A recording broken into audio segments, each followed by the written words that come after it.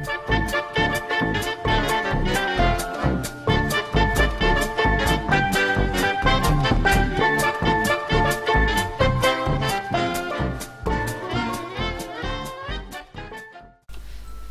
2070 is a game that to any Anno player won't really feel very different. This isn't really a problem in my opinion, because we've really had the same thing every single Anno game. They're not really a game series prone to change as you might expect. Especially considering this game is, well, hundreds of years in the future, as a setting to the other games, that is. The last game in the series being Anno 1707. If it was 1404, correct me, but I'm fairly certain it's 1707. I mean, I can check that, of course, but yeah. So it's pretty much the same. I'm prefacing this video by saying it's very, very similar. And you're confronted when you log into the game first. This is on the Steam version, which I think is probably mandatory. Even if you buy a box, most games nowadays do that anyway. So you're faced with this menu here. It gives you a lot. There's no just game, new, load, online type thing that you might hope for in a game. It gives you world events, current events, Senate vote, World Council vote, video briefing, and the kind of update things over here. And you have to make a remind me of myself make a thing and young, dynamic, and vote, and it's just so much information, and it gives you a lot of things to do before you play the game, which I don't know. It's weird. You end up being quite prepared, I guess, but it's just very strange. And to be fair, there are a lot of upgrades, like mainly cosmetic, as far as I'm aware. I've not played the game enough to really know. You unlock portraits and stuff similar to StarCraft 2. Alright, so it's pretty cool stuff. Of course, most of it's cosmetic, because I don't know, there doesn't really seem to be any reason to give you an in-game advantage. Of course, like I said, I'm not really far enough into say for sure. For example, Arc upgrade and memory expansion increases the number of cargo holds on your Arc by 4. I can't see how that would really give you an enormous advantage, but you never know. I haven't really played enough to say. But we're just going to go straight in for this. I've played a fair bit already, and there is a campaign which I've never really played on any Anno game. So I'm not sure if this is something that people actually play very often. I've always just stuck solely to continuous games. You have 3 different maps, and I believe you can customize these. Correct. In game settings? Yeah, you can change the map to a large game world, a medium game world, but curiously not a small game world, in a medium mode anyway.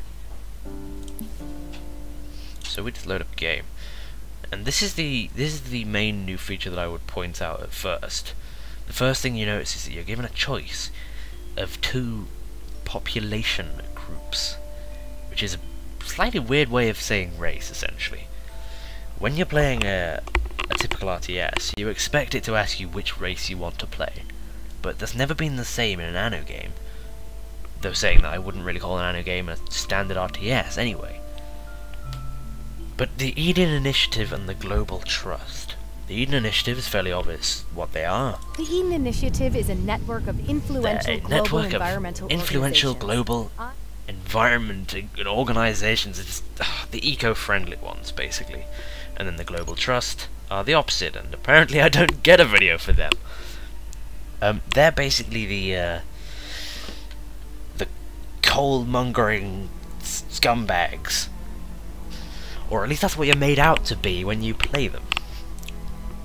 They seem to have a very kind of sleazy view of the oil riggers, that kind of thing. So when you load into the game, it's fairly similar to all Anno games. You start in a place with a boat. What else do you expect? Now, get out of my face. Random menus. With this boat, you do what you've done in every single Anno game you've ever played. You look for suitable land to go and inhabit. And on that land you'll reap its glory. And natural resources, apparently.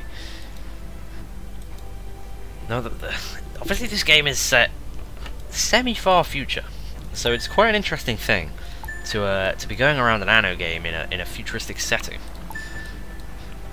For reference, I'm playing on the highest graphics settings possible in 1280 by 720 for filming with fraps.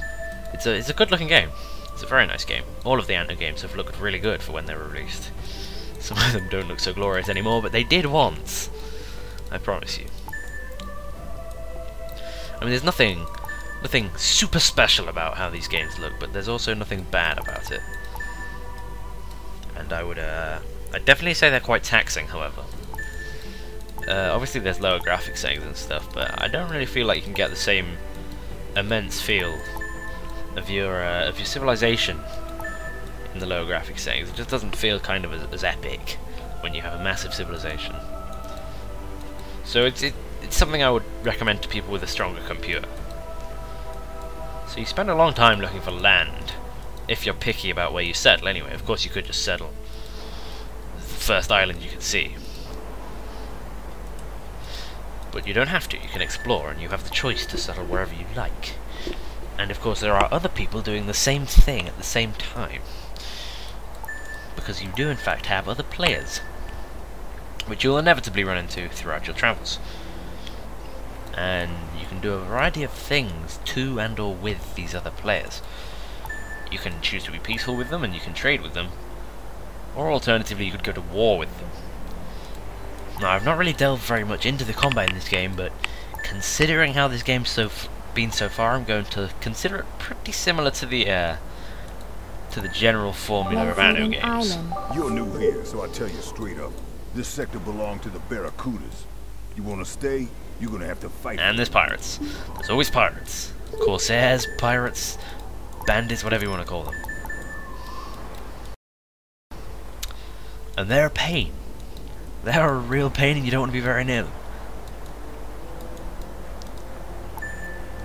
Because they will bite you in the ass. But this video is not a guide, it's a review. So how do I feel about the game's graphics? I've already been over them briefly, but if you take a close look at some of the islands there's a lot of detail going on down there. There's a lot of flora. Right, we'll just make an example here of what you actually do to start the game. You go to land, and you place your depot, or your warehouse. And this has been the same formula for a very, very long time in Anno. This is how it's always been. And then you have tiers of people. So let's load up a slightly more advanced game that I've been playing, and I'll show you some of that. Real pain, my Fraps record key is the same as the auto load one. Anyway, so this is my slightly more advanced little civilization here. So we've got the industrial area here with all of your stuff in it, all of your lovely polluting things, and it looks very active. Everything's very, very moving. And there's always these little people wandering around and stuff, and there's the things flying around, and the things doing the barrel, the wagon thingies, and the zip zap flippity bop. And then you have your people. Generally, I tend to keep them separate, but you don't have to. You don't have to. I just do. It's just the way I work. Now, if you just look at this, and I'll lay this side by side to another Anno game. That fight a little while ago? Oh, you should have seen it. I'm sure I should. Yeah, I'm going to lay this side by side with another Anno game, just so you can see quite how similar this really is. You got your people here. You got your industrial things here. You have things making basic building materials. In the Anno game that's alongside this one, alongside 2070 rather, this is wood. In this one it happens to be called basalt. which you then turn into building modules, which is slightly odd, but it's okay, it's okay. And then you have fisheries. Now, I might be wrong, but I do believe they even have exactly the same icon for fish as in the older games. So nothing's changed at all there. A new mechanic, which is kind of appreciated, but also kind of just niggling power. And this mechanic is kind of... it's weird. It just seems like it's kind of sitting there, not being particularly active, because here you have this power, your major energy supply, which kind of seems badly worded, because what it means there is that I've got a lot of energy. So major energy supply doesn't really sound quite right. My wife has finally found a job. That'll make things easier. That's great for you. And there's a casino. Your people want casino for their activity.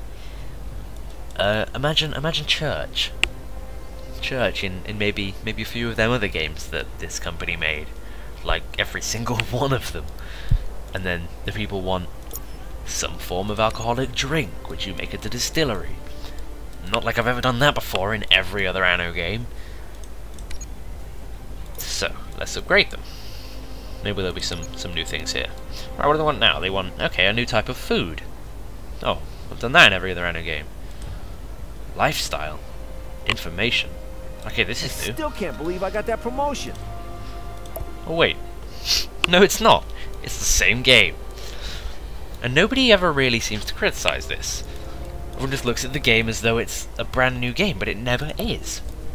It's always exactly the same game. And I mean, it's got graphical improvements, mechanical improvements that I'm yet to really run into. But aside from that, it feels very, very similar. And that's the reason that I can't get gripped on this game. I bought it on Steam, not long after it was released, hoping that I would have a really great experience playing a new Anno game, because I really, really enjoyed the Anno games. But then I was kind of just bored really quick, and I was wondering to myself, why am I so bored of this game so fast? I love Anno games, they're great, they're amazing fun. But then I thought, has finally found a job. oh, it's That'll make because things easier. I'm playing the same game I've played like 5 times now, with shinier graphics and future. And the game is well made, there's no doubt about it, but it's just too similar. It doesn't warrant £30 for a rehashed version of the same game. Now, saying this, there seems to be a recurring theme here, with expensive games coming out that are essentially a rehashed version of the old game. I can think of a good few franchises that do exactly the same thing. You could do little something for so-called transnational. Oh, would you look at that? The filthy oil mongerers are in fact the Russians. That's great, and they're offering me missions that I don't want to do. One more item on the expenses ledger. Okay, that's great. That was another thing I never liked about the Anno games. The missions are just kind of like really forced. They seem really meaningless. It's like, go and kill this ship for me. And I just think to myself, do it yourself. And I mean, okay, that's not the point of a game. The idea of a game is not that everything is done by other people, but the Sins of a Solar Empire suffers the same No time. thing. I gotta meet Sins a of a couple Solar of my Empire being colleagues at the bar. a much lesser known game, but nonetheless it suffers from exactly the... where you're given mission after mission after mission, and all they're for is diplomatic status and some cheap rewards. But the missions just lack anything. I won't be able to show you any really late game footage of this game because I haven't played it that far, because I've had no reason to play it that far. So I'm really not going to say anything else about this game. I don't think it's worth the money. The amount this game costs is not worth the rehashed version of every other Anno game ever released.